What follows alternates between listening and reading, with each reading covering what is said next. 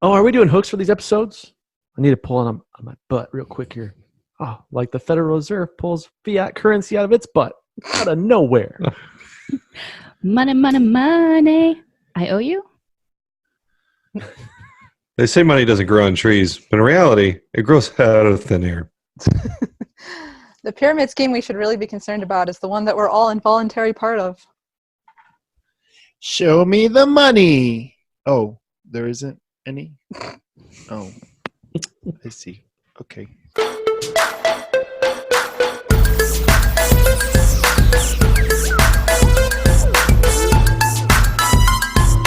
Welcome to the Epoch Podcast.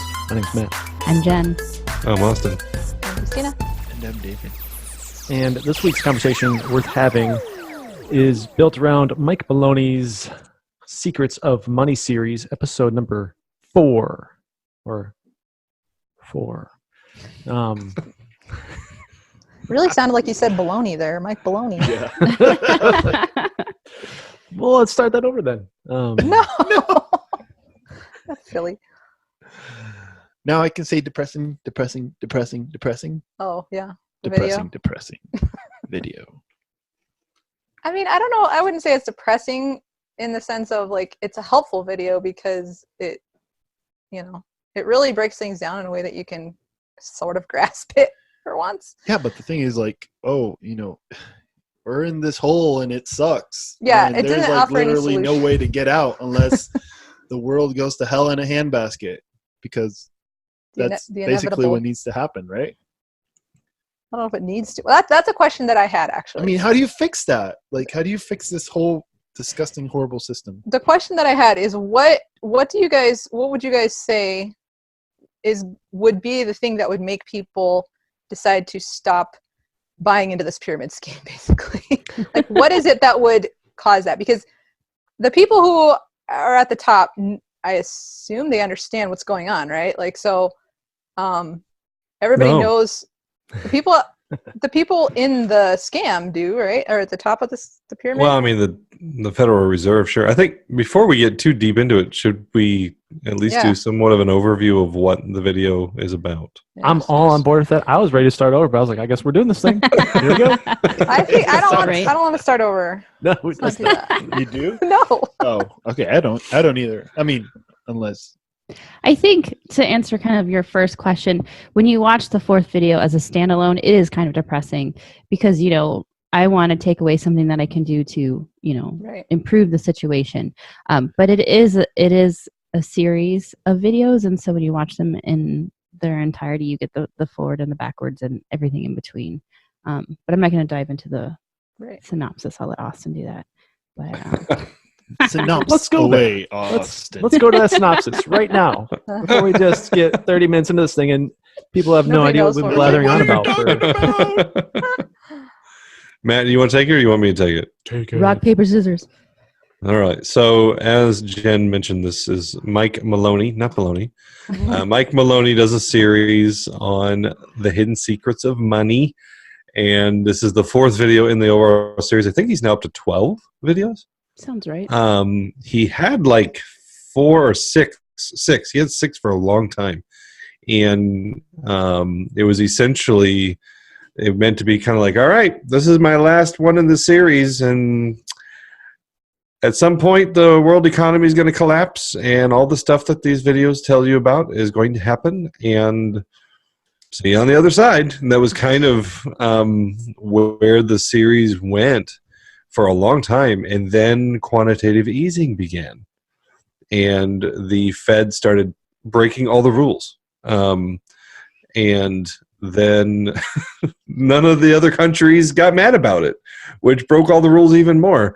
And so this is the big picture of the financial scenario that we all find ourselves in, the entire world, is that we are so far in debt to each other and to imaginary forces that print money out of nowhere that the whole world kind of knows that if any of us were to start pretending like it was real, the entire world economy would collapse.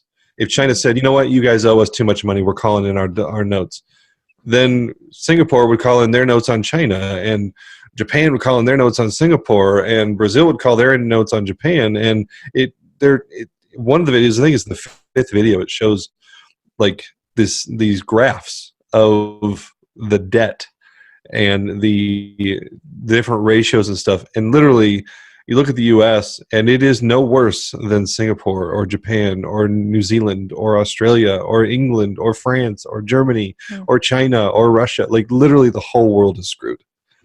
And that is why a lot of the things that are in Mike's first 5 and 6 videos, quote unquote, didn't come true because they started breaking all the rules and not following the traditional or what the math says should happen when countries get too far out of debt and everything like that. The 4th video in particular dives into how currency is created in the United States through fiat. And fiat basically just means it's worth something because they tell you it's so. They tell you so by fiat or by decree. This is our money. There's nothing backing it.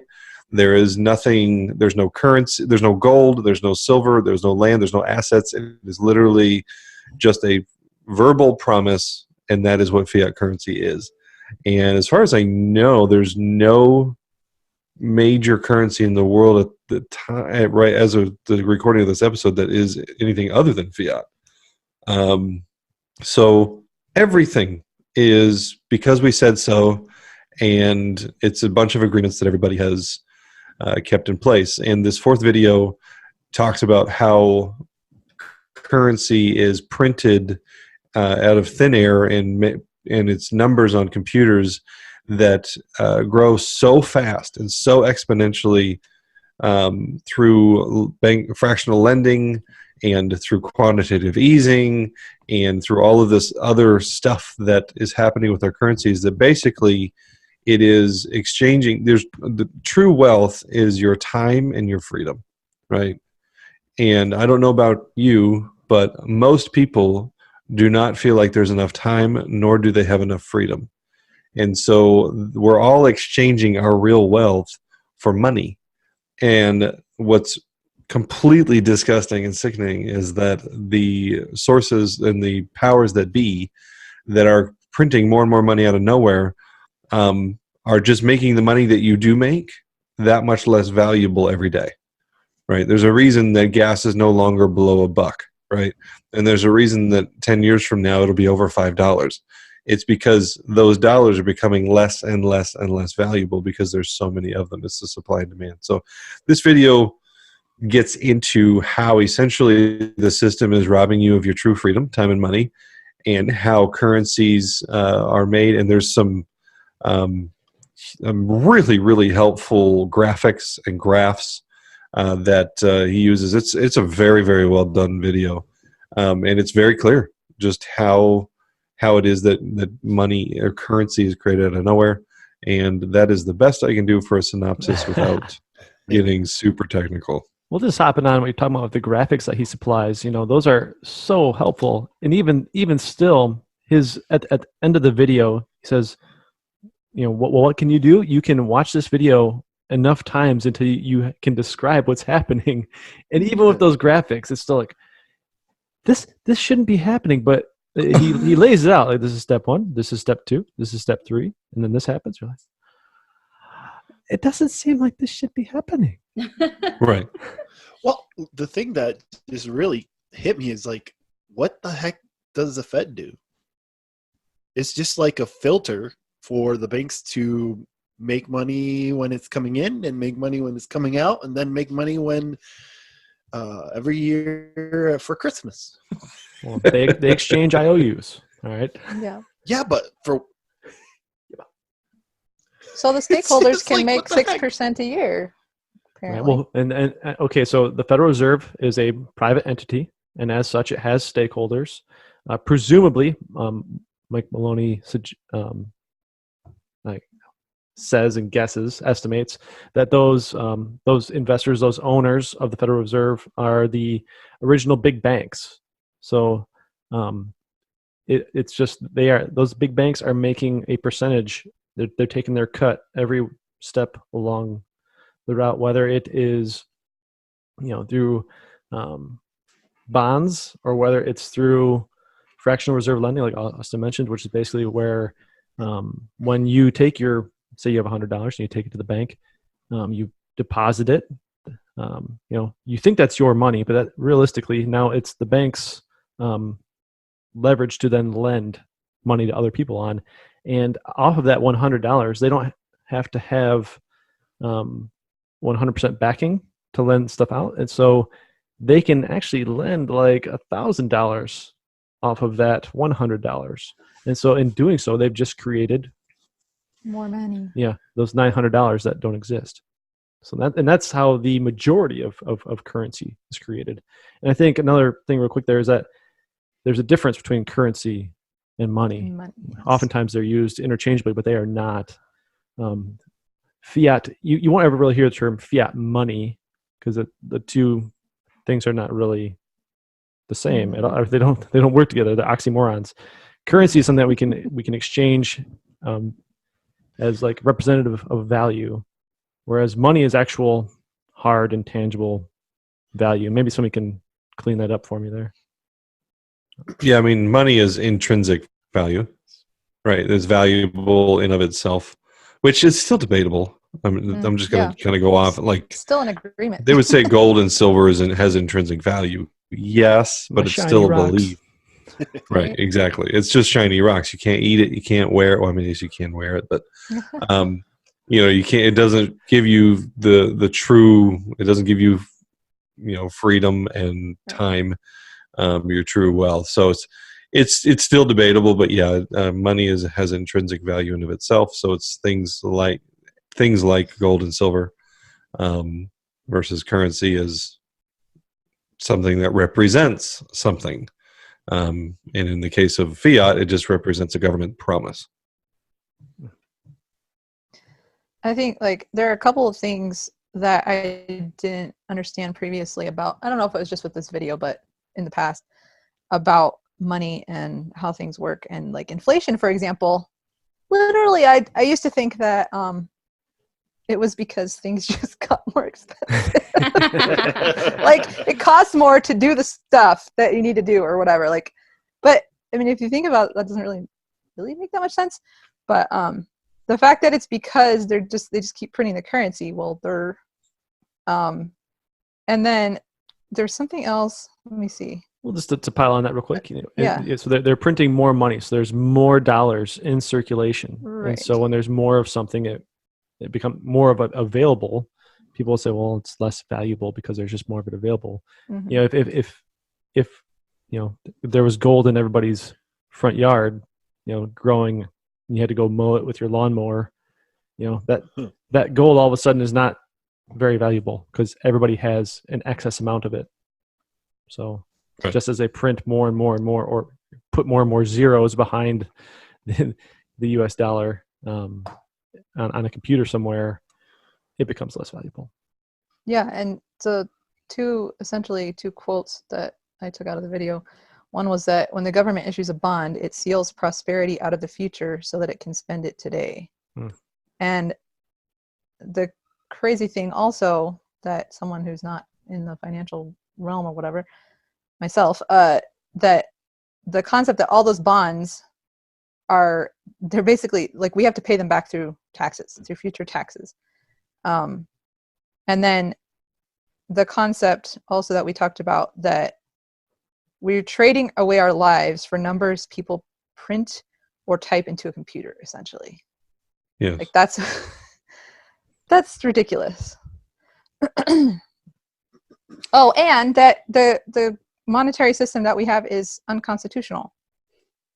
Like it was, they wrote into the Constitution that money was supposed to be something that was backed.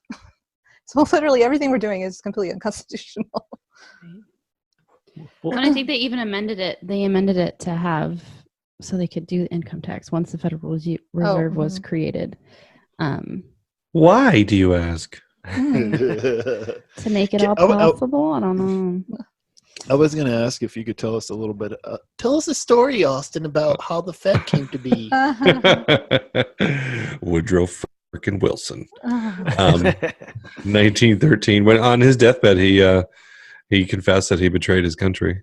Mm, really? So, yeah, by letting the Fed. So the Federal Reserve came into being on Christmas Day, 1913, when a vast majority of Congress was away for vacation.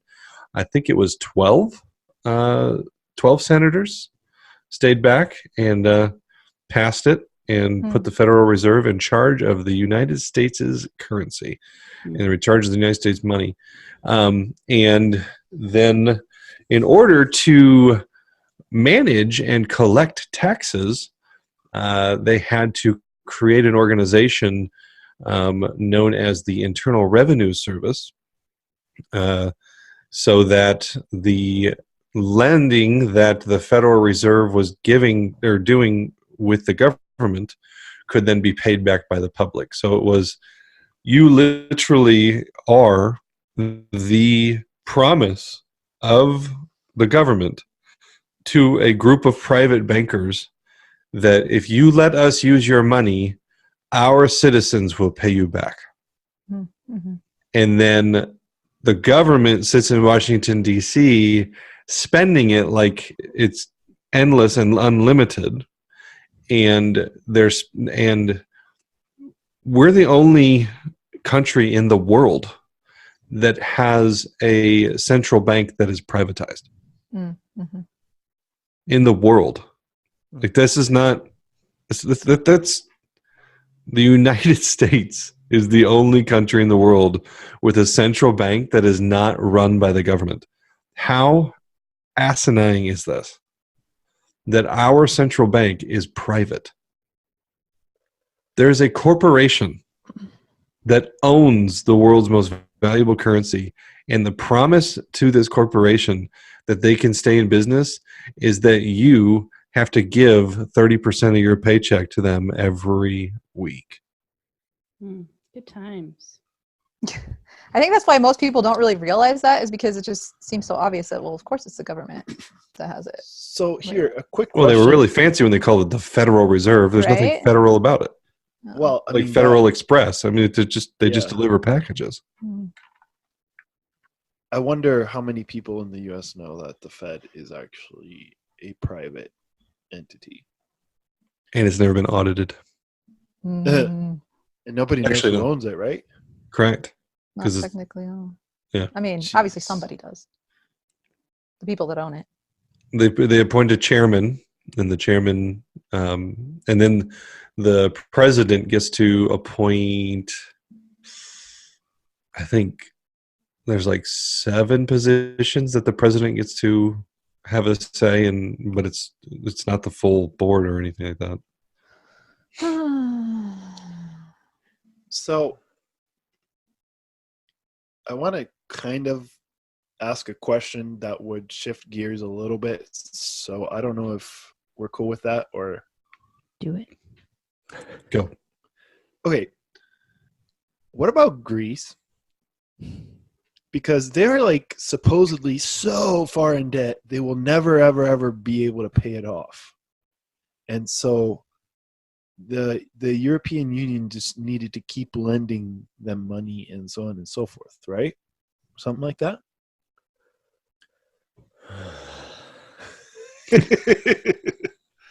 I was just, because at the beginning when we were talking about, all the countries in the world have this system of finance and stuff, and I was like, well, man, did Greece get shafted? Who did they piss off? Because they just like literally their whole monetary system is total crap, right? They didn't have money to pay. They didn't have money to pay their employees' pensions and stuff like that, and it was a huge mess. And then they were supposed to implement certain austerity measures, basically meaning, they were going to cut back on government services so that they would be able to put that money into paying back the loans that they had. But if this is all a sham, then why didn't they just let, Greece off a little bit easier? When did that happen? Oh, goodness. That was like 2017. That's my guess. No. Farther? Yeah, way back. No. 2012? Yeah, probably that sounds about right. I'm looking it up. Hmm. Oh man, that's way back. Way back. So we all Google it. So Thanks. after the 2008 financial crisis is what? Yeah, that's what I thought. It had something to do with 2008. That's when quantitative easing starting, because I remember hearing about Greece, and then also hearing people say, "Yeah, but America's right behind them. Yeah, but Mhm. England's right behind them. Yeah, but," and I think the only reason Greece got the shaft is because they were the first, Hmm. and then they realized, "Oh shit, this is not going to work. Like we can't. Like we need to do something else," and that's when quantitative easing switched from, we're going to do it to just endless. I don't know if you've been watching, like, just last month, the Federal Reserve put $82 billion into the stock market. Well, Can you explain Oh. quantitative easing a little bit? Because I know I had to actually look it up to sort of understand what it was. But I mean, in short, it is the Fed buying back their own notes. So the you can get a treasury, you can get a treasury bond or you can get a Federal Reserve bond.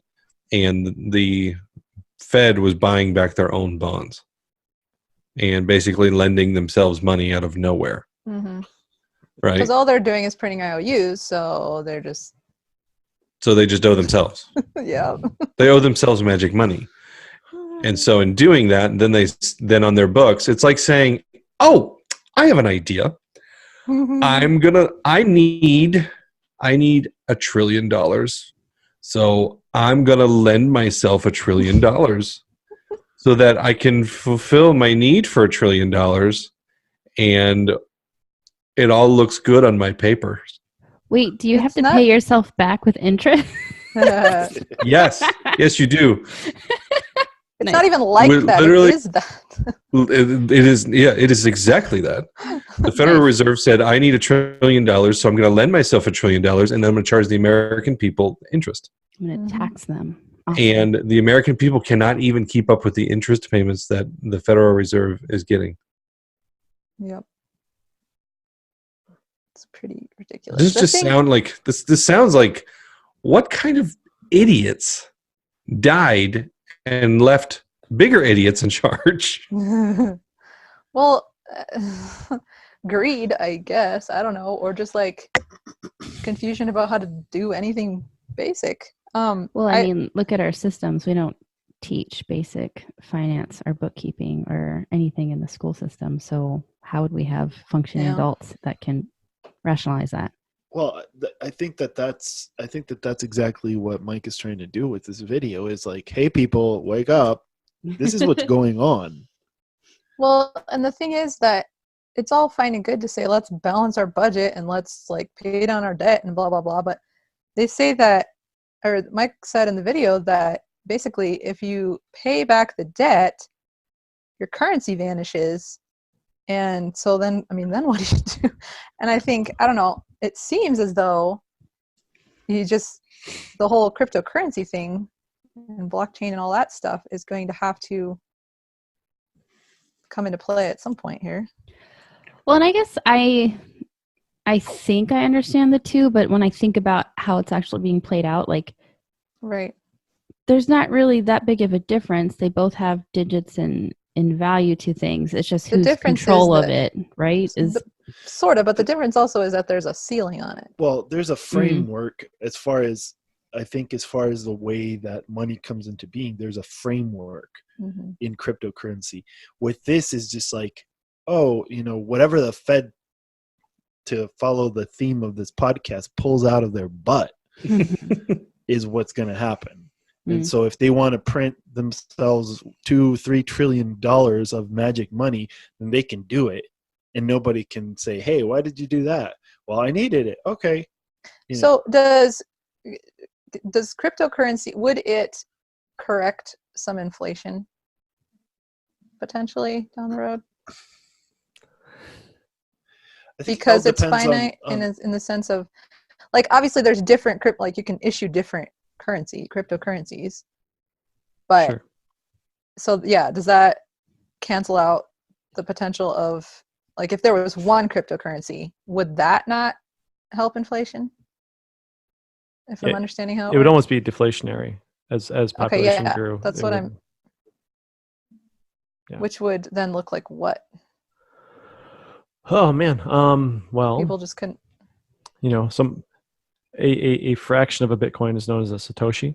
So a Satoshi would be a Satoshi would be a Satoshi today, tomorrow, forever, Mhm. realistically. Whereas, a dollar today is worth about, I think, 4 cents if you go back 70 years. Mhm. So when you're not constantly inflating the money supply, then you don't have to inflate the prices of goods to match that Right. increase in currency supply. So Right. And then, but then, I mean, it obviously, creates its own set of challenges. But right. I would be interested to hear some of those. I mean, If you have. because like a Satoshi is like what it's 1/1,000,000th of a Bitcoin, right? Something Yeah. like that.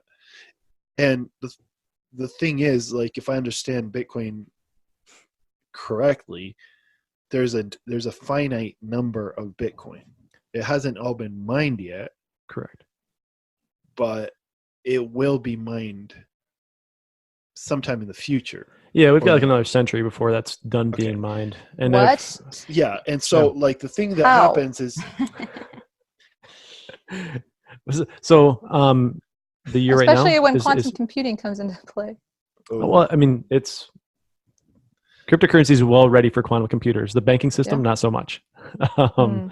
But when it's 2020 right now, middle of the year, we're expecting what's called the halvening event for Bitcoin, and it's when the reward, approximately every 10 minutes, new Bitcoin is mined because somebody in the Bitcoin group of miners, their computer solved the algorithm. Mhm. It's a huge supercomputer with all these computers working together, but somebody solved it, and so they get the reward for that block.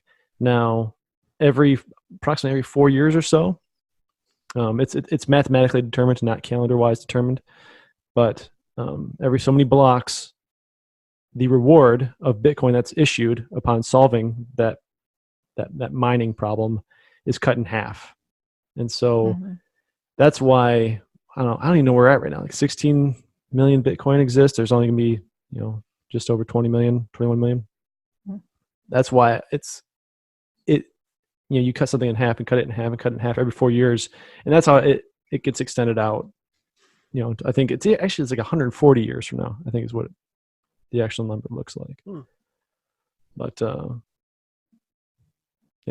Yeah, it's a little over my head, but I understand. well, it's just to me, it's just a way of making a thoughtful currency Mm. in a sense. Like they saw issues that normal currencies had, and they said, well, we're going to make it so that they can't do that.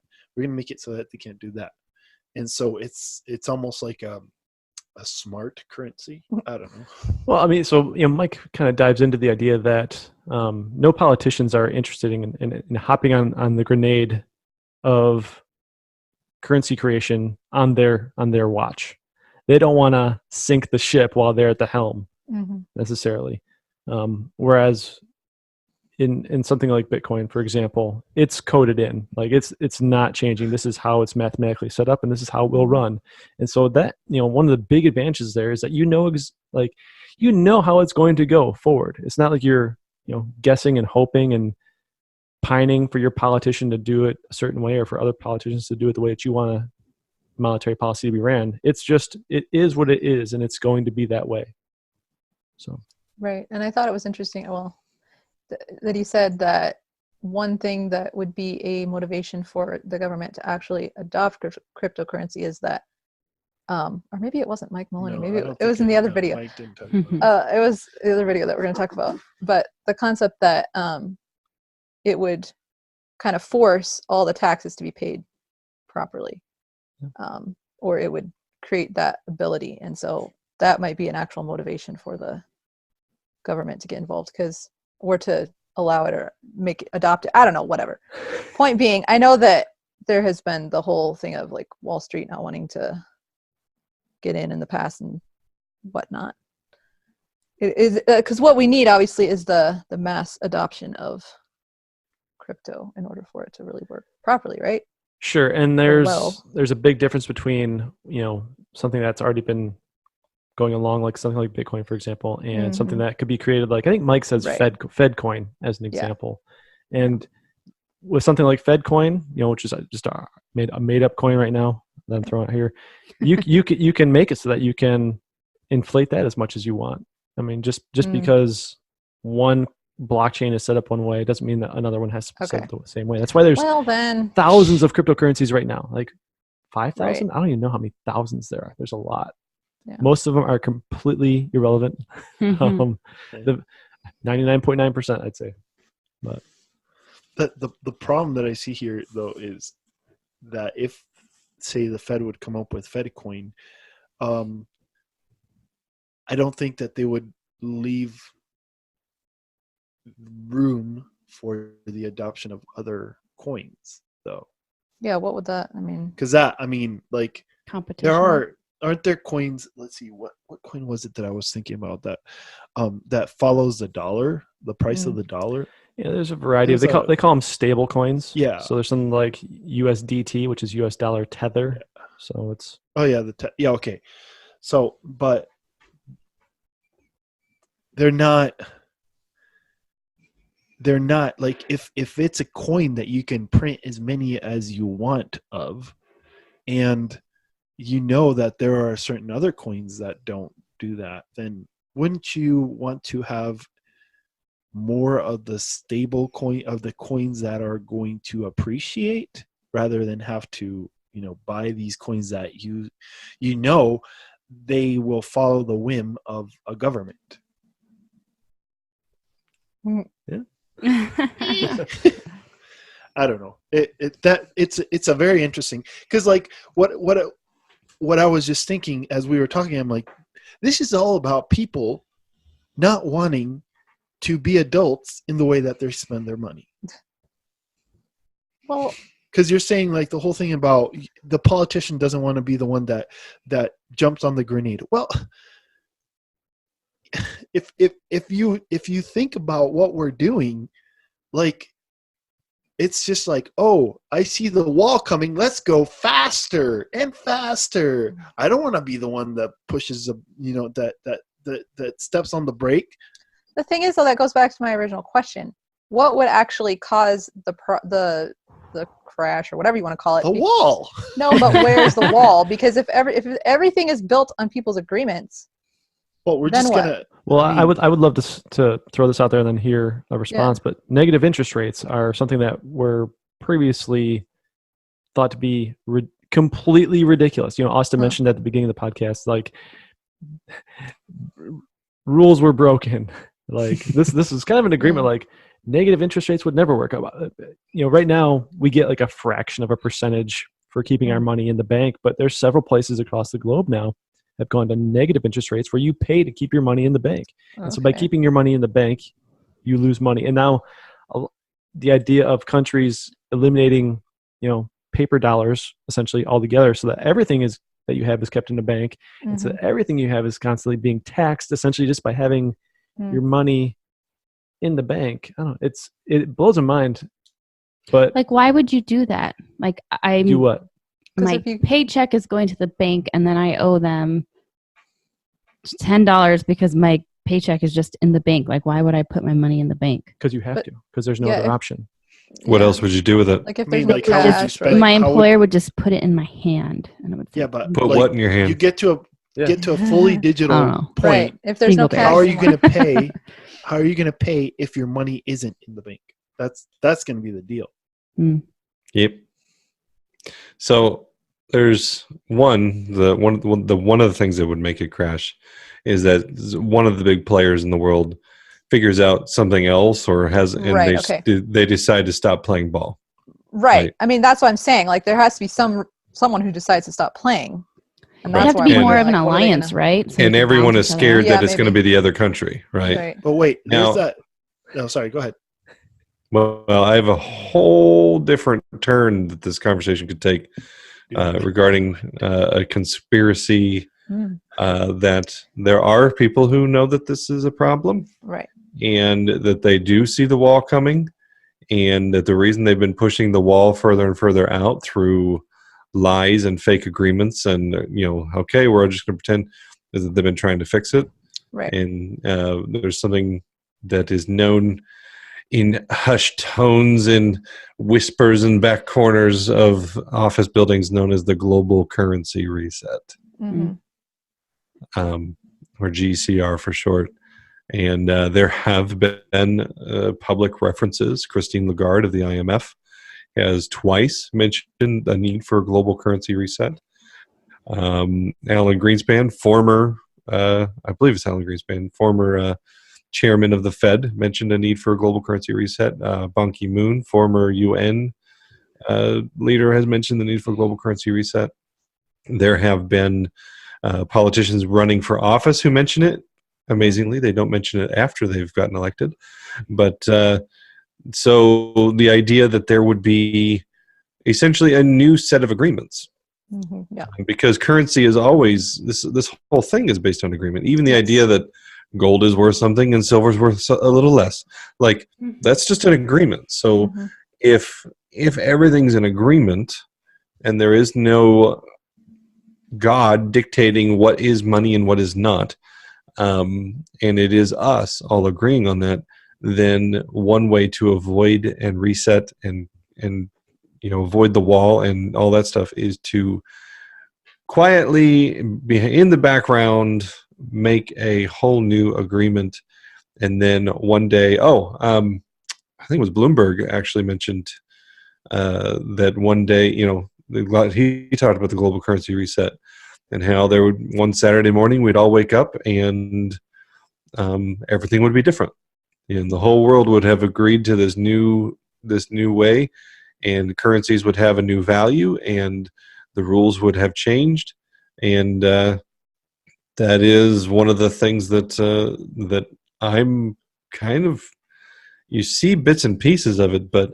I have to believe that there are people who are genuinely trying to figure out how to not completely set the world on fire, because even the politicians use dollars to buy their fancy clothes and drive their fancy cars. Like an economic collapse doesn't go well for anybody who's built their wealth in this economy. Mm-hmm. So there is a vested interest in, there is a personal reason for them to not watch this go to hell in a handbasket. So I tend to believe that there's something in the works, and while cryptocurrency is certainly a technology that has some answers, I don't believe that is the system that we'll end up with initially. I think crypto will still be a future, but initially, the one that I've heard the most of is that it would be not gold-backed currencies, but asset-backed, meaning gold, silver, platinum, land, oil, other precious minerals, like lithium and copper, and there's so many assets that each country has. Farming land, farmable land. A country that's got a lot of farmable land is a big deal. Fresh water is an asset, and so that there have been people hard at work for 20 or 30 years doing geological surveys and taking note of what assets the countries have, and then doing some fancy math to figure out what countries are worth what and what their currencies should be worth, and depending on how much they have and how much your population and all that stuff. So it's a conspiracy at this point, but it certainly makes a lot of sense that that could be the future. But who knows? I'm really curious in regards to the Fed, if there is any sort of legislation that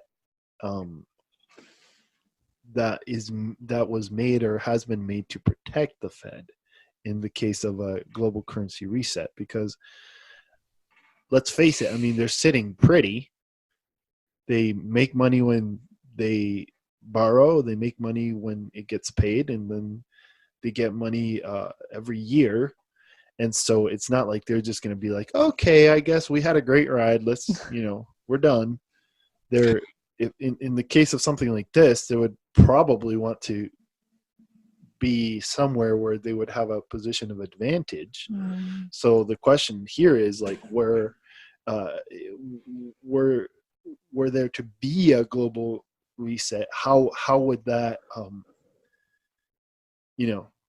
would there be like a legal battle? I'm curious, because how is the Fed legislated, or how is the Fed put into our system? How was it put into our system, and why can't we get rid of it?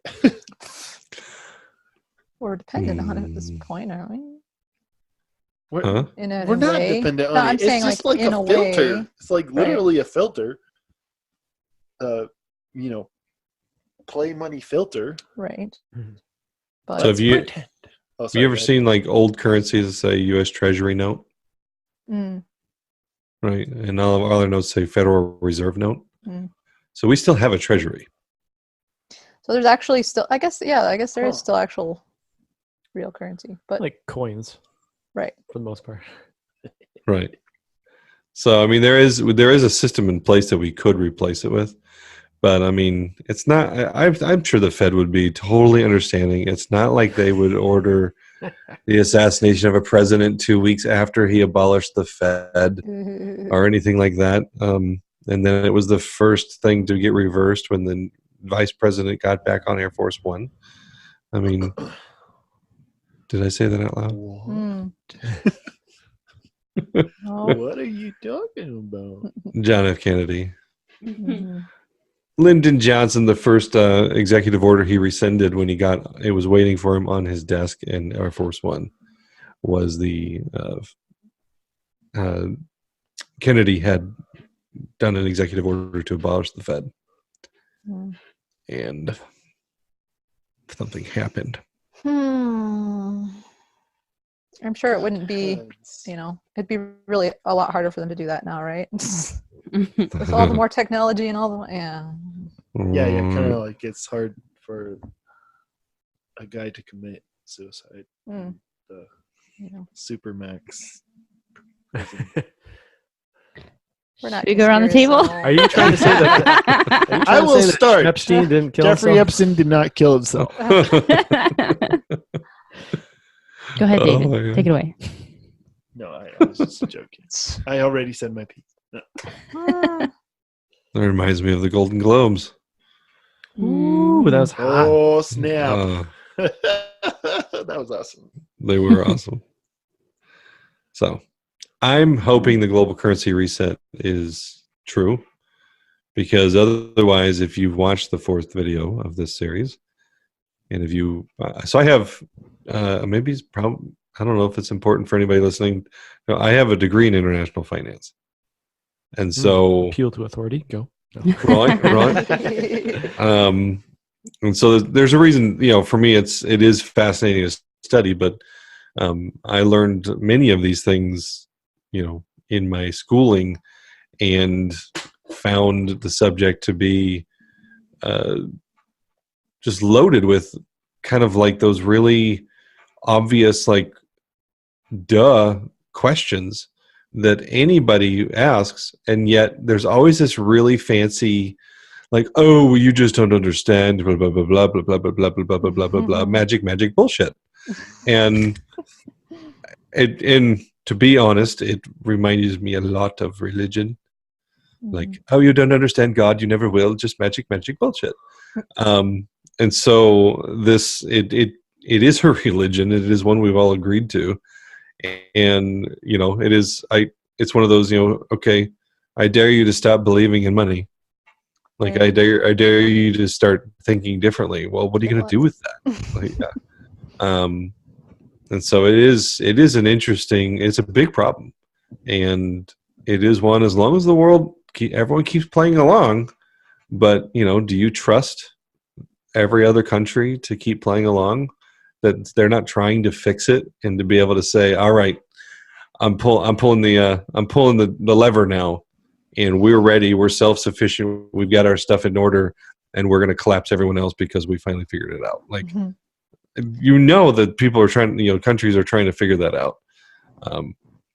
And yeah, I don't know. We'll see. Good times. Good times. Is that that's your thoughts for the end here? Good times? No, I don't think so. Gosh, it's such a complex topic, and something that has, can have great effect on your life, whether we wake up one day and the world's completely changed, or the country figures it out and now we've got to figure it out, or we're stuck not figuring it out. And so I've always kind of just focused on like, well, what can I do to focus and make sure that I somehow come out on the other side unscathed. It was kind of something that Austin just said. It's that belief factor. Like, it's a religion, even though it is money. It's, what do you believe about it? What do you believe the future holds for you? And what do you believe that you can, educate yourself and put yourself in the right place at the right time and doing the right things? And I don't have that right now to share with all of you. I apologize. But I think the resources are out there. And I think this video is, the fourth of many. We don't have a confirmed number, 12-ish, of where you can just listen to that, get with like-minded people, talk about it. What are you doing? What do you think? And, getting different perspectives, I think, is always helpful. And then I think assets, no matter what, wherever we go, is always going to trump, because again, I can't eat silver, I can't eat gold, but I can eat, whatever. Like, that's when it comes down to it, how are you going to survive? And those assets, I think, are the things that are probably going to back you on that. For me to springboard off of that, prepare, be prepped. I moved to Northern Michigan because of this. I was not an end times. I was not an end times individual in that way. It was very much. I was keenly aware of the bull crap behind the monetary system, and I agreed with Mike Maloney that the system should have collapsed in if not 2008, it should have been 2010 ish, and it didn't.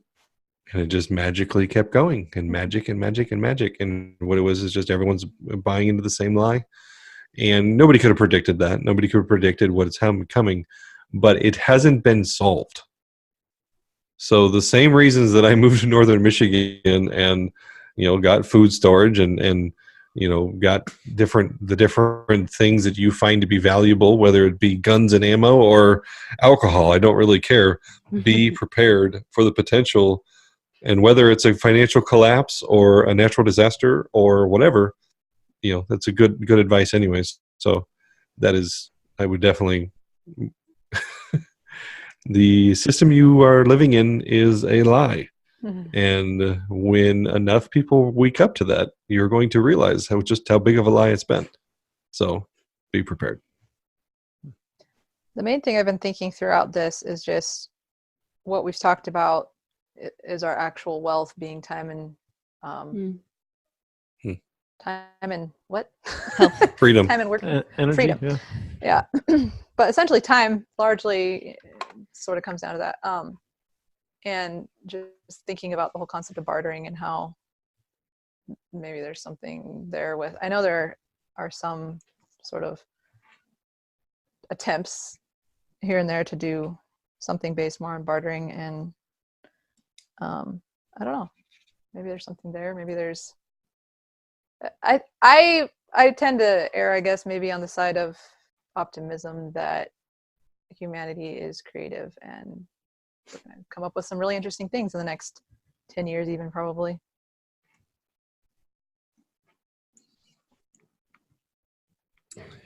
Yep. Yeah, I don't really have many thoughts because I don't want to get freaked out. You're the head in the sand. So I'll just pretend like everything is great here. And, our economy is booming. Our economy is booming. The stock market will go up forever. Yeah. It's the greatest economy ever. I'm pretty sure I'm the best economist that's ever been spoken. Speaking. How dare you, sir? How dare you? There is, I think, I don't want to say a reason to be fearful, or maybe I think concerned is better works. You don't necessarily need to be afraid, but you can do things to set yourself up for success. Like when we think about the Great Depression and how not good of a time that was for so many people, and then we think about how much wealth disappeared. Well, it really didn't disappear; it transferred. And so if you can set yourself up to be sustainable in the event that something like this happens, it can actually be quite a good thing for your finances in the long run. In the short run, it kind of sucks for everybody, I think. I don't know if anybody gets out of it unscathed, at least in some way. But what happened in the 30s is that some people lost things, but other people that were ready were picking those things up for dirt cheap, pennies on the dollar, per se. I joked just a second ago, the stock market's just going to go up forever. Well, it won't. And at that moment, then you'll be able to take advantage of that. When one of the things that's a possibility out of all of this is that hyperinflation occurs. That's when inflation gets out of control. A common analogy or metaphor is the hockey stick effect, where it just kind of goes along and then spikes once the Federal Reserve and all the powers that be have exhausted all their abilities to manipulate the value of currency. Once they've used all those tools up and all they can do is print money, then you have what happened in like Zimbabwe or in Venezuela, which is much more recent, but where people are literally taking backpacks and wheelbarrows full of cash to the grocery store to buy bread. And that bread that cost, used to cost you $1, now costs $100. And that sounds insane, but that's just because that's what the state of things is.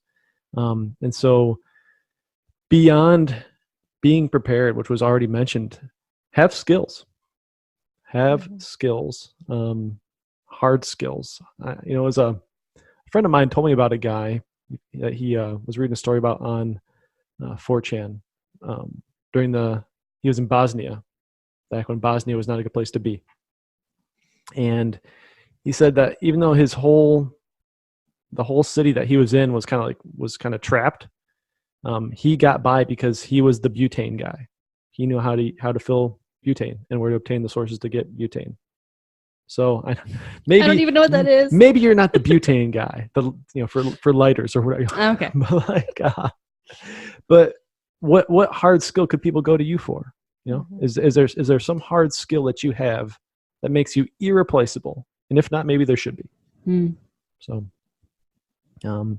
consider that an opportunity to upgrade yourself, to level up your crafting skills. I don't know, put it in video game terms there. But yeah, this is. I think this is a topic that's really easy to get fearful about, but it doesn't necessarily have to be that way. You can be the life raft for the people in your life, because you're prepared, because you're ready, because you're informed. And man, this could go any number of ways, as we've already talked about, but just handling your business, not being over leveraged in certain areas, not having tons of debt because you like nice things and you can't wait to get them. I'm sure the Liberation Collective could say a bunch on that, but living within your means and having, believing in yourself that no matter what happens, you're going to find a way to not just make it, but to have a great time doing it. So, that said, I think topics like this, they're always conversations worth having. And Mike Maloney nails this video, and he makes it understandable. If we didn't make it more understandable, if we just muddied the waters, well, Mike has the graphics to back it up, and he does a great job doing it. So I encourage you guys to check out The Hidden Secrets of Money, number 4, along with that whole series. It's fantastic. It's all on theepoch.org. And if you want to chat at us about it, At Epic Ideas is our social media handle. You can find us on places like Instagram and Facebook and anything else. Pinterest. Twitter, Pinterest. All those places. Wow, we are The places. killing it. We're not on TikTok though, so don't look there. I don't know. We're missing on that TikTok game. And then there's our Patreon account, our Patreon profile. Profile sounds nicer. Page. Yeah. Mhm. If you like what we're doing here and you want to see more of it, that's a way to help us help you. So, thanks for listening, and bye bye. Ciao. Peace.